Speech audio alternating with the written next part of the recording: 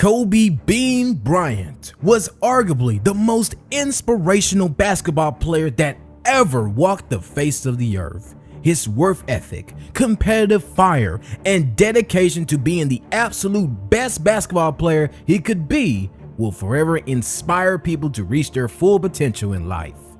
With that being said, it is only right that we bring you 7 stories that prove Kobe Bryant was not human, to remind people of how dangerous the Black Mamba really was. Number 7, big man on campus. Man, it goes without saying that Kobe Bryant was that guy in high school. Imagine ending your high school career as an almost 3,000 point scorer, Naismith High School Player of the Year, Gatorade Player of the Year, McDonald's All-American, and the man who brought his school their first championship during his senior year? In addition to all of this, you declare for the NBA draft and get to bring brandy to prom? It was no doubt that Kobe was always him. His ridiculous work ethic included. To get ready for the league, Kobe ramped up his training routine during his senior year and played 1v1 games to 100 versus junior guard Rob Schwartz.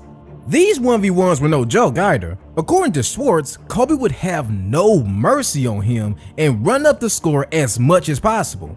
15 years later, after hearing that Rob claimed to drop 12 points on him during a 1v1, Kobe wasted no time in setting the record straight that the most Schwartz ever scored was 5.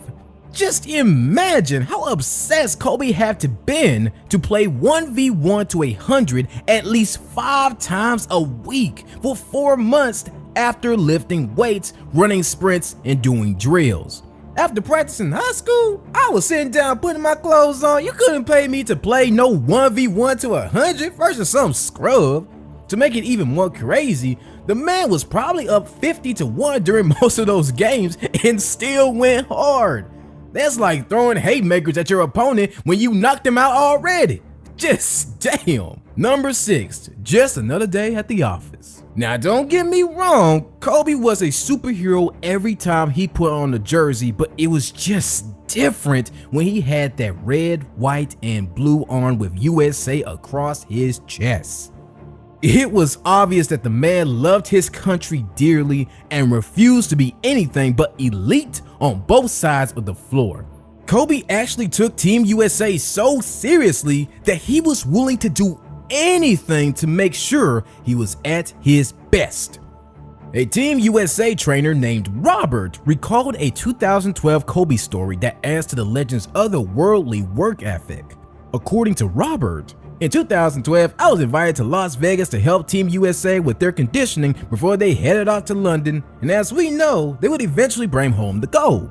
I've had the opportunity to work with Carmelo Anthony and Dwayne Wade in the past, but this will be my first interaction with Kobe. We first met 3 days before the first scrimmage on the day of the first practice, early July. It was a brief conversation where we talked about conditioning, where he would like to be by the end of the summer, and we talked a little bit about the hustle of the select team. Then he got my number and I let him know that if he ever wanted some extra training, he could hit me up anytime. The night before the first scrimmage, I remember I just watched Casablanca for the first time and it was about 3:30 in the morning. I lay in bed, slowly fading away when I hear my cell ring. It was Kobe. I nervously picked up. Hey, Rob, I hope I'm not disturbing anything, right? No, what's up, Kobe? I just wondering if you could just help me out with some conditioning work, that's all. I checked my clock, 4:15 in the morning.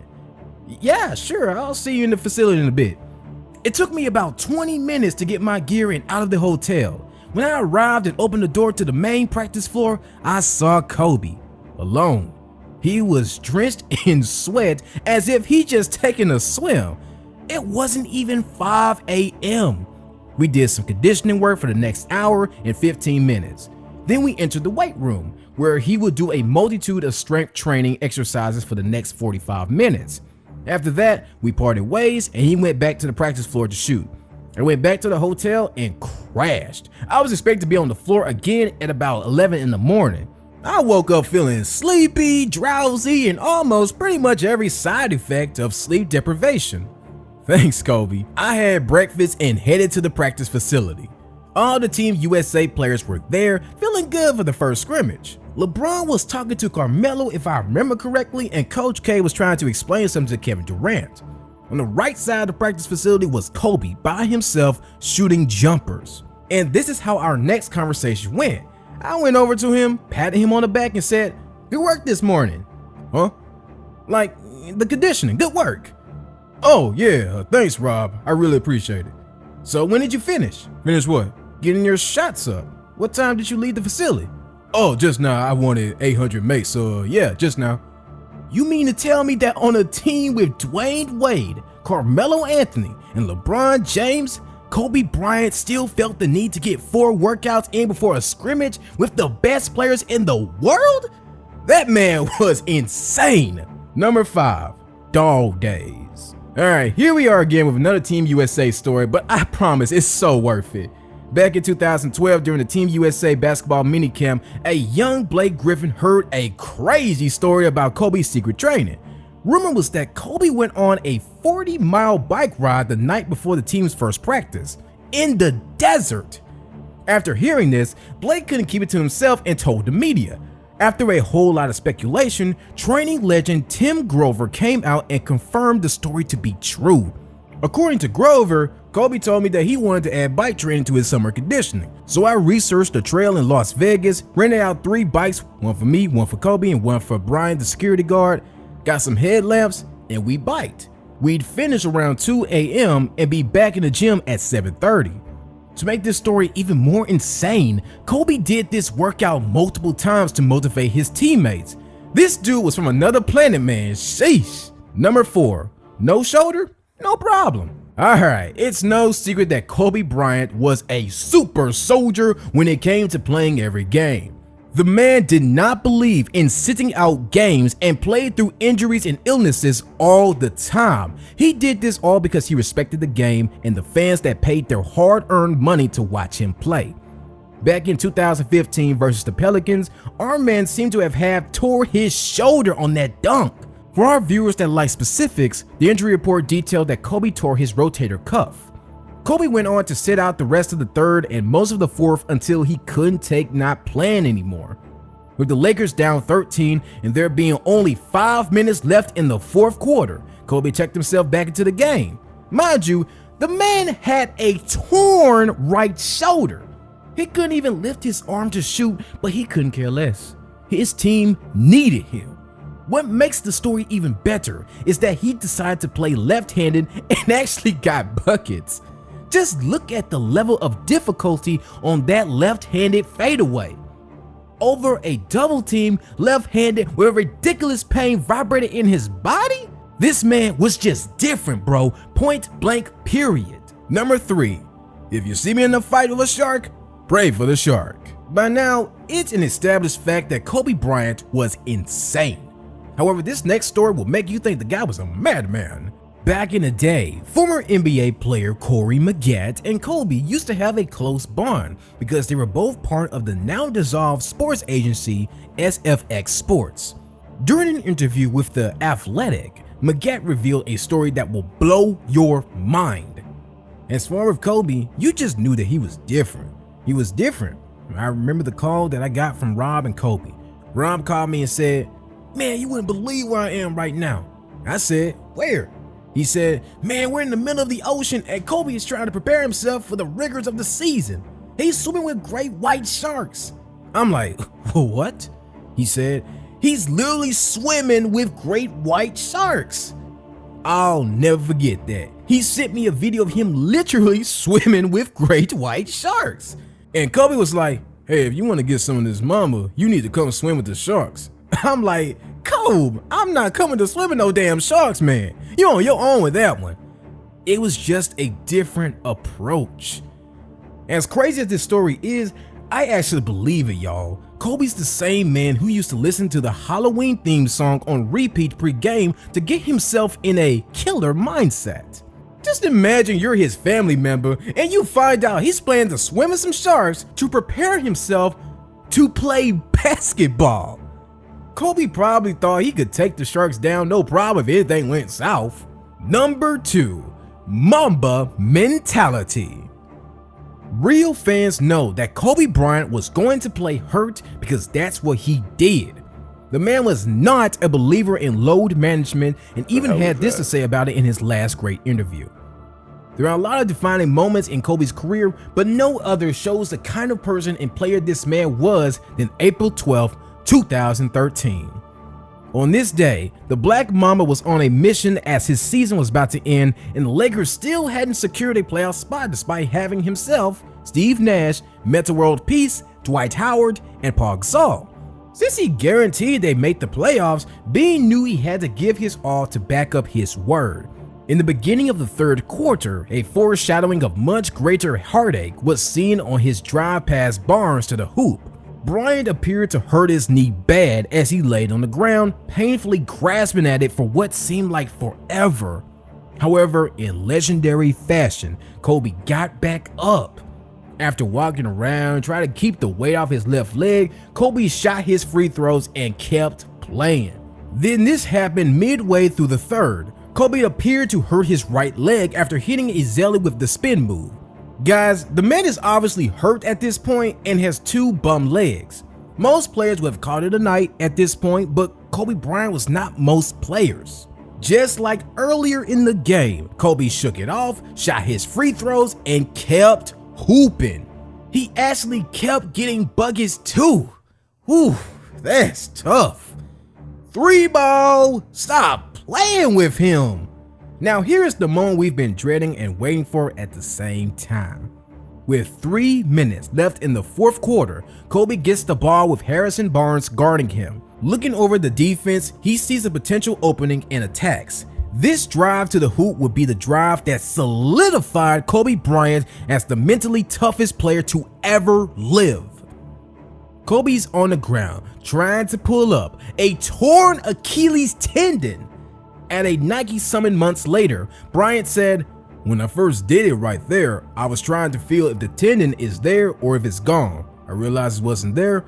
I was literally trying to pull the tendon up so hopefully I could walk and kind of hobble through the last 2.5 minutes and try to play." Imagine blowing out your Achilles tendon, having both of your legs beat, your team still down after all this, Curry dang near has 50, and all you're thinking about is how you can play again.